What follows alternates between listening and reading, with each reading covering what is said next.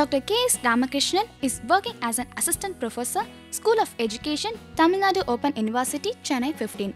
He has been teaching science education, environmental science, educational technology and research methodology in various colleges of education and Tamil Nadu Open University for the past 9 years. He has guided so many M.Ed, M.Phil and PhD students. His current research areas are environmental education, educational technology and media and communication. He has conducted various workshops on ICT usage in education, Wiki Educator, e-content development and education research methodology. He had attended many online workshops on Moodle, learning analytics. He has published 6 books and many articles in national and international journals of repute. He regularly gives plenary and keynote speeches on environment and ICT related issues at various national and international conferences. He has delivered 28 episodes of the program Pudiyodor Ulagam at All India Radio, Chennai, related to various new developments in science and technology.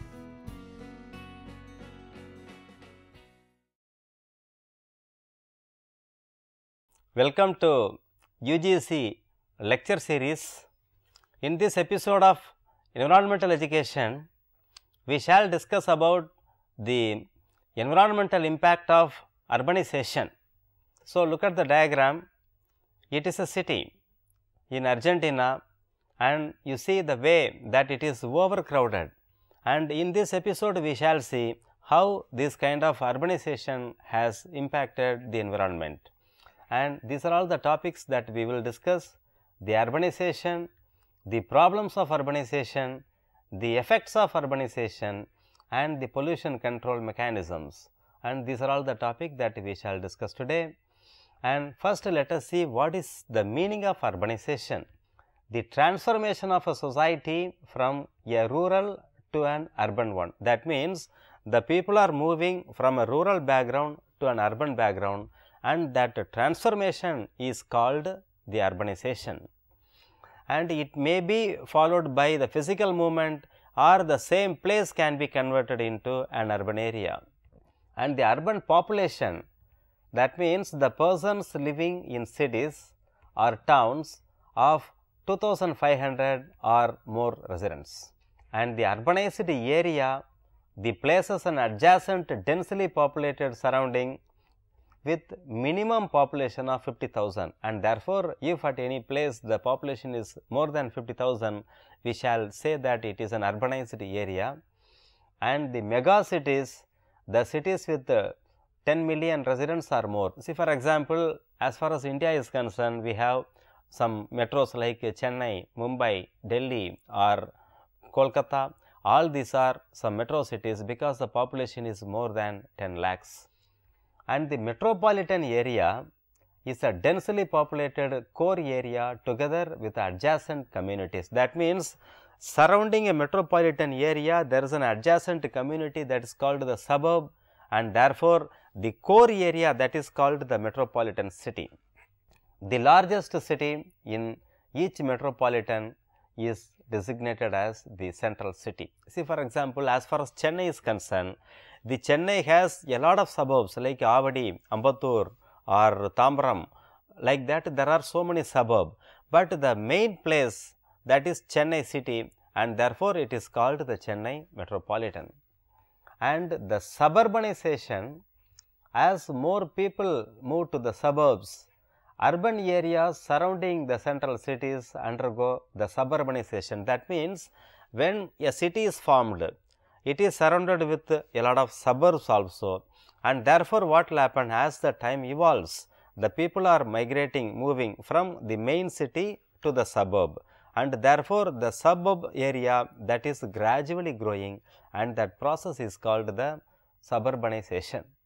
And as city residents leave the city to live in the suburbs, the cities experience deconcentration, the redistribution of the population from cities to suburbs and the surrounding area. That means, initially the people are surrounding in the city area, and surrounding the city area the suburbs are formed, and gradually the people they are moving from city to suburbs area, and that phenomenon is called the suburbanization.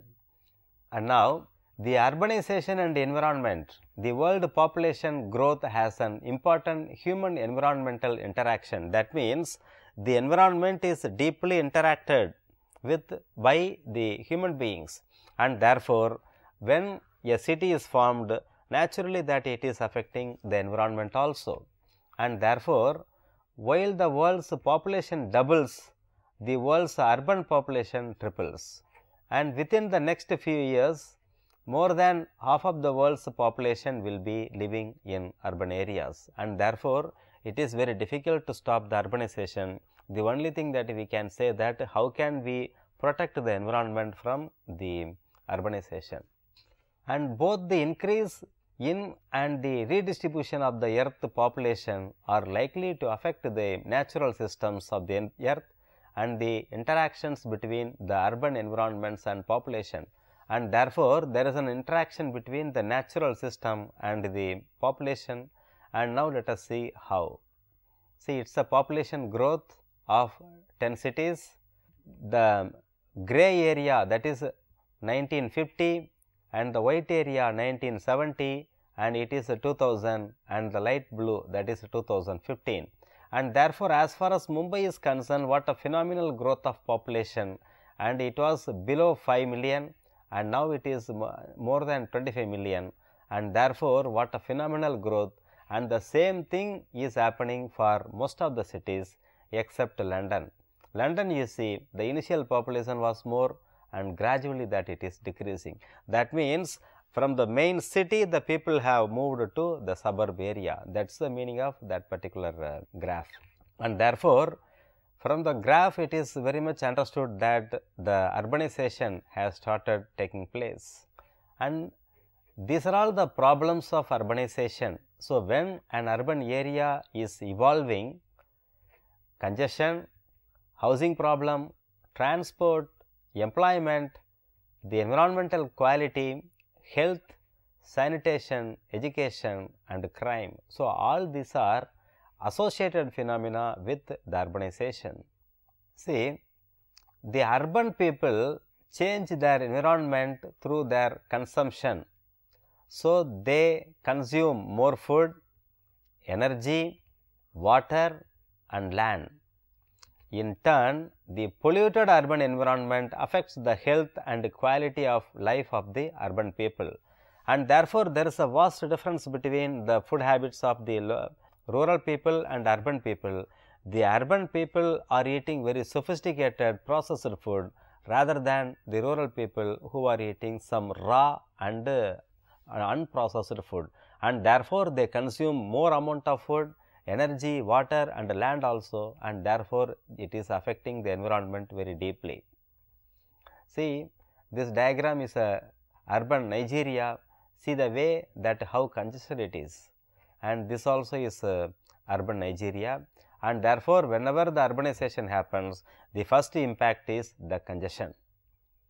And the urbanization and food, the urban population have different consumption patterns than the residents of rural area, because in rural area very limited food items are available, and therefore, the pattern is very less or narrow, but in urban area they have a very wide pattern. They consume much more food, energy and durable goods than the rural population. In China, the urban population consumes twice as much pork as rural population who raise the pigs, and therefore, see what an irony it is. The rural population has raised the pigs, but the urban population has consumed it twice as much as the rural population, and therefore, there is a vast difference. As far as India is concerned, many urban residents are vegetarians, and therefore, in urban areas the milk consumption is much more than the rural areas. And now the goods, the urban population consume more durable good, for example, TV. The Chinese urban household own a TV 8 times more likely to have a washing machine, 25 times more likely to have a refrigerator than the rural population. That means, the likelihood of having a TV, refrigerator and washing machine is much more than that of the rural population. And the energy consumption, electricity, transportation, cooking and heating is much higher in urban areas, and therefore, the urban population have many more cars than the rural population per capita. In China, the per capita consumption of coal in towns and cities is 3 times that of the rural area, and therefore, in food also, in the good also, in the energy also, in all these ways, the urban population is very much different from the rural population. And now, how the urbanization is affecting the weather? Heat islands become traps for atmospheric pollutants. Cloudiness and fog occur with greater frequency. See, an urban atmosphere is always characterized with fog, because a lot of pollution is created, and therefore, all the particulate matter, carbon dioxide, carbon monoxide and all, and they are floating on the air, and therefore, that is affecting the light penetration, and the resulting is that fog creation is very rampant and very common in the urban areas. And the precipitation 5% to 10% higher in cities. Thunderstorms, hailstorms are much more frequent, but snow days in cities are very less common, and therefore, 5 to 10% more precipitation also is happening in the urban areas. And the energy consumption is creating heat islands that change the local weather patterns and weather downwind, and the cities radiate heat back into the atmosphere at 15 to 30% less than the rural areas. That means, they produce more amount of energy, they consume more amount of energy, and they are radiating less amount of energy, and therefore, what is the result? The temperature that is somewhat less. See, the increased energy consumption and the difference in albedo, the radiation, makes cities warmer than the rural areas, that is 0.6 to 1.3 degree centigrade, and therefore, these cities are generally warmer than the rural backgrounds. Okay, audience, let us have a short break.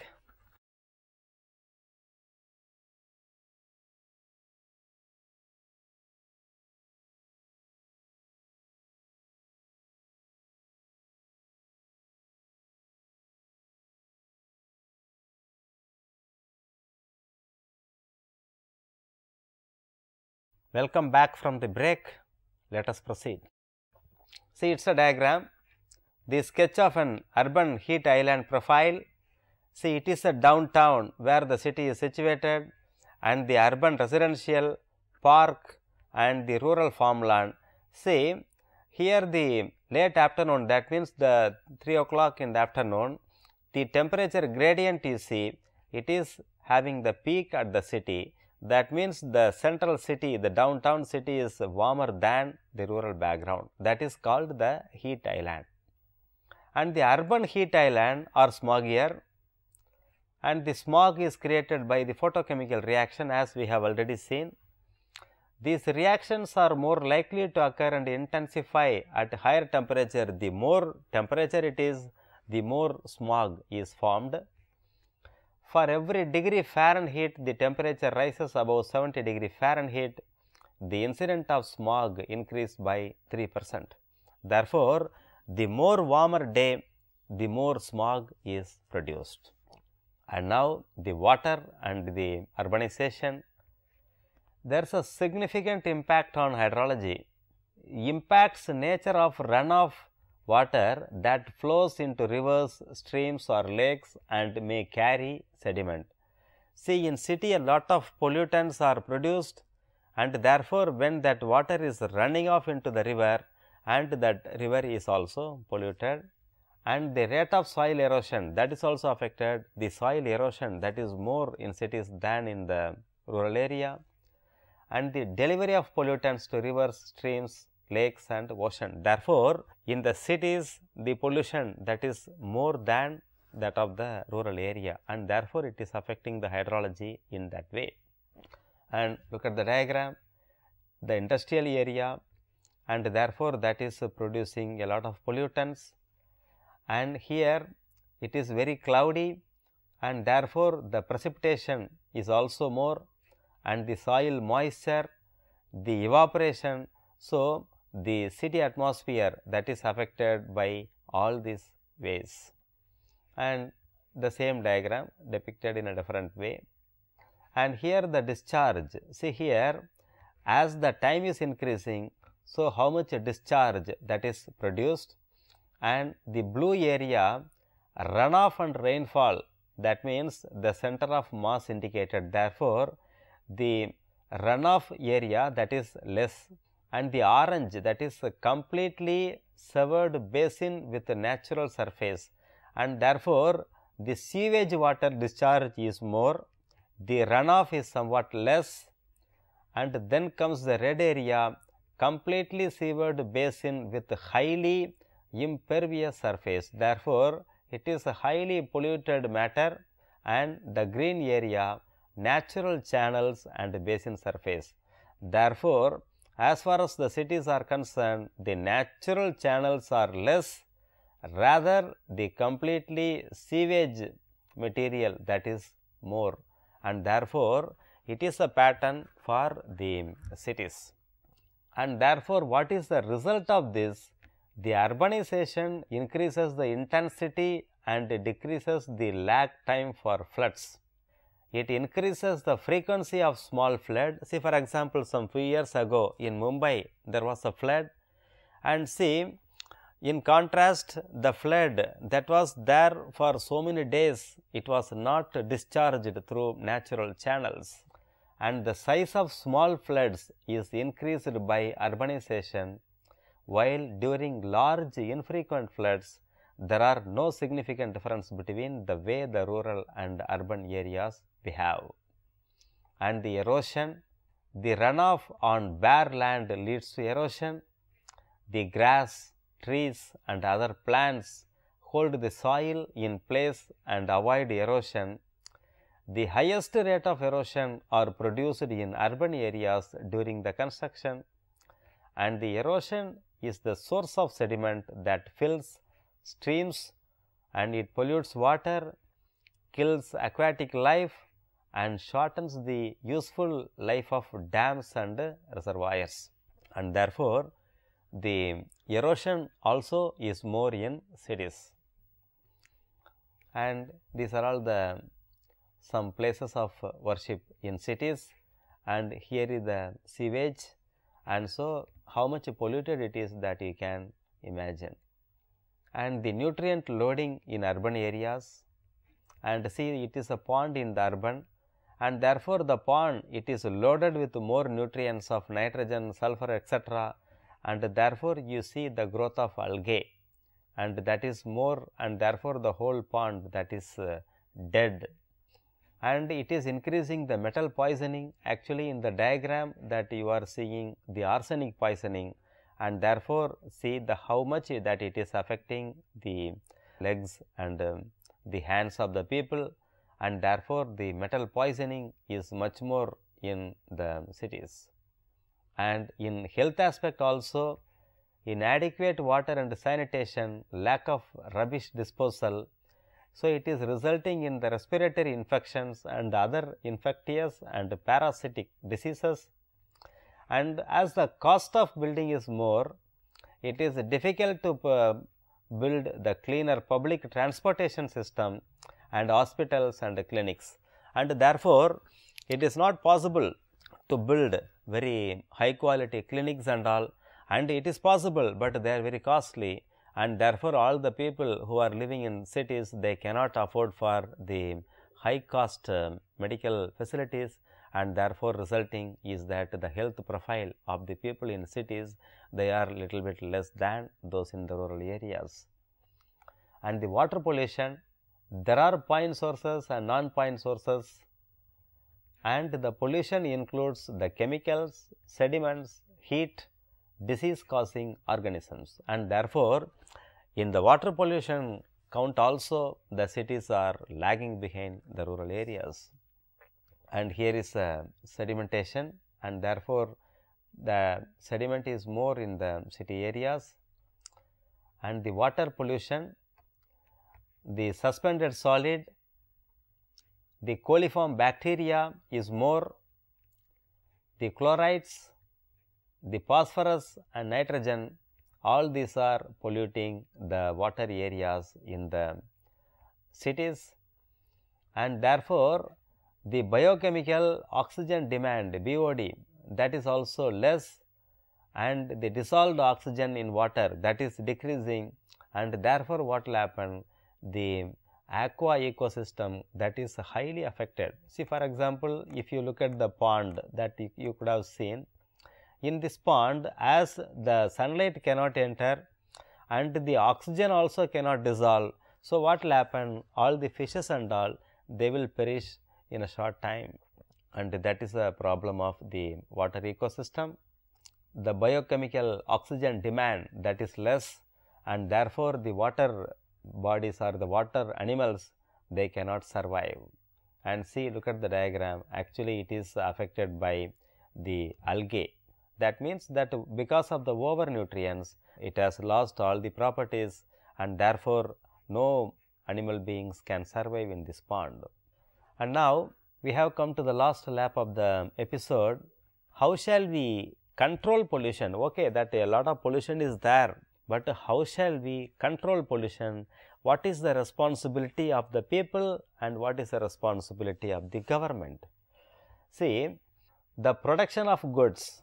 So, the goods are produced and the cost of the production, that is taken or that is put on the consumer. But the recent philosophy is that when the goods are produced, they are polluting the environment also, and therefore, the cost of the environmental pollution, that also has to be added with the cost of the good, and therefore, the consumer has to bear the cost of the environmental pollution also. So far, this phenomena was not in practice, but nowadays, for every carbon count, they have to pay the tax for the carbon count also, because there is no material or goods which can be produced without polluting the nearby surrounding. And therefore, when the good is produced at a particular place and it is sold at some other place, why for that person, the persons who are living in the nearby areas, they have to suffer, and therefore, it is a recent phenomena, and therefore, the consumer as well as the taxpayer, they have to pay the tax or they have to compensate for the environmental pollution, and through the environmental tax, the pollution can be mitigated. So, that is a recent phenomena, and so what is the advantage? The cleaning environment can be maintained and the health problems can be reduced also, because who will pay for the people affected by the pollution? Because that people are very poor, and therefore, somehow or other only the governments have to take responsibility. Governments and the corporate sector and the public at large, we have to take the responsibility for providing the health aspect of those who are affected by the pollution. And what are the mechanisms? The free market transactions are usually unregulated. See, even though there are so many mechanisms like GATT and other GATT and GATS, and there are so many other mechanisms are in theory, but in practice they are very less practiced, and therefore, the free market transaction, the best example is the Union Carbide. The Union Carbide is a United States company, and it has polluted the city of Bhopal, where some around 30,000 people were killed and so many lakhs of people were affected by the methyl isocyanate pollutant. And therefore, all these problems are created because of the unregulated market economy. If the market economy is not regulated, definitely that it will affect the people in a serious way. There is no mechanism for charging the polluters a fee to correct for the damage done by their emissions.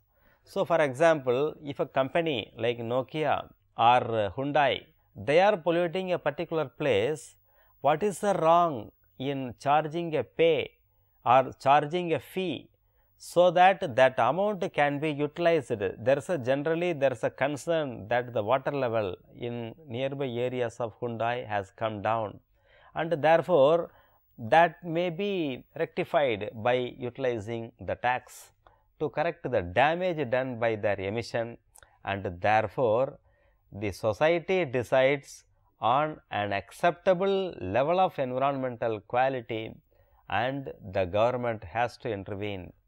The free market economy will not work out as far as the pollution is concerned, and therefore, the government has to intervene.